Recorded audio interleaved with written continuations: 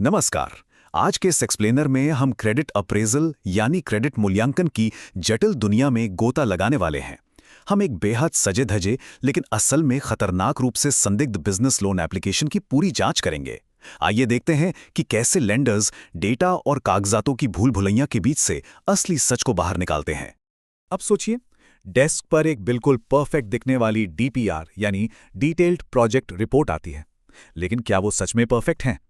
Bank किसी बहुत बड़ी वित्तीय आपदा से खुद को कैसे बचाते हैं? कागजों पर तो सब कुछ बहुत ही शानदार लग सकता है, लेकिन उस चमक के पीछे की सच्चाई को खोजना ही एक क्रेडिट एनालिस्ट का असली काम है। तो चलिए फटाफट आज का हमारा एजेंडा देखते हैं। सबसे पहले एक संदिग्ध लोन आवेदन की चर्चा, फिर इनिशियल ड्यू डिलिजेंस, उसके बाद रेड फ्लैग्स की पहचान, डीएससीआर की कैलकुलेशन और अंत में हमारा फाइनल डिसीजन। शुरुआत करते हैं भाग 1 से, संदिग्ध लोन आवेदन। बाहर से एकदम मुनाफे वाला और शानदार दिखने वाला बिजनेस, लेकिन जिसके अंदर कई गहरे और छिपे हुए जोखिम मौजूद हैं। अब देखिए, कोई भी लेंडर किसी भी एप्लीकेशन को सबसे पहले क्रेडिट के 5 C's के नजरिए से परखता है। ये लेंडिंग के बुनियादी नियम है। जैसे अगर प्रॉफिट मार्जिन खराब है तो वो सीधे रीपेमेंट की कैपेसिटी पे सवाल उठाता है, और अगर बैकग्राउंड वेरिफिकेशन ही झूठा निकल जाए तो वो उधारकर्ता के कैरेक्टर पर एक बड़ा धब्बा है।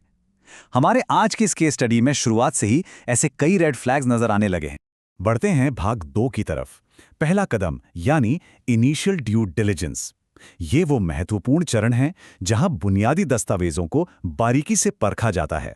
इस स्टेज पर एक सख्त चेकलिस्ट फॉलो करना बहुत जरूरी है। इसमें सिबिल चेक, कंपनी के लिए आरओसी सर्च और एमसीए डेटाबेस से फाइनेंशियल्स का मिलान शामिल है। अगर इस स्टेज पर कोई भी डॉक्यूमेंट मिसिंग है तो समझ लीजिए लोन सीधा रिजेक्ट। और मजे की बात यह है कि हमारे इस काल्पनिक उधारकर्ता ने यहीं से लड़खड़ाना शुरू कर दिया था।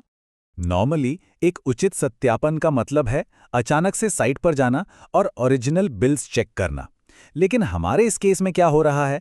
उधारकर्ता सिर्फ फोटोकॉपी थमा रहा है और साइट विजिट को पूरी तरह से स्टेज मैनेज करने की कोशिश कर रहा है।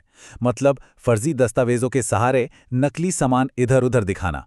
ये दुस्साहस अपने आप में एक बहुत बड़ा वार्निंग साइन है। चलिए आते हैं भाग 3 पर, रेड फ्लैग्स की पहचान। चूंकि अब कागजातों ने शक पैदा कर दिया है, तो अब वक्त है उधारकर्ता के व्यवहार की थोड़ी और गहराई से जांच करने का। बैंक आमतौर पर इन खतरे के संकेतों को साफ कैटेगरीज में बांटते हैं, जैसे कॉर्पोरेट गवर्नेंस में कमियां, रिस्की और अपारदर्शी बिजनेस मॉडल, या फिर खराब क्वालिटी वाली कमाई। हमारा जो एप्लीकेंट है ना, उसका बिजनेस मॉडल साफ तौर पर बहुत ही रिस्की और ओपेक लग रहा है। सब कुछ धुंधला है और इन कैटेगरीज में एकदम फिट बैठता है।